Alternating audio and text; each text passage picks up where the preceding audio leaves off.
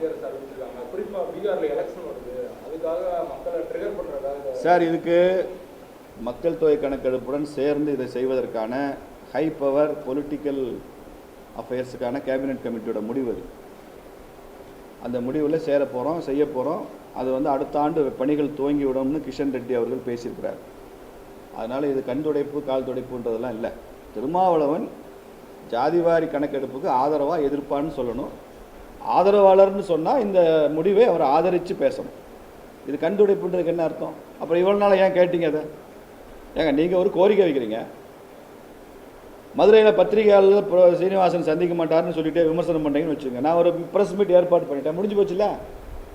அப்போ உங்கள் விமர்சனம் என்னாச்சு? உதாரணத்துக்கு சொல்கிறேன். அதுமாதிரி தான் திரும்ப வந்து ஜாதி ஒதுக்கீடு ஜாதி கணக்கீடு கேட்டார், வந்துருச்சு. நரேந்திர மோடியை பாராட்டியில் பேசணும்.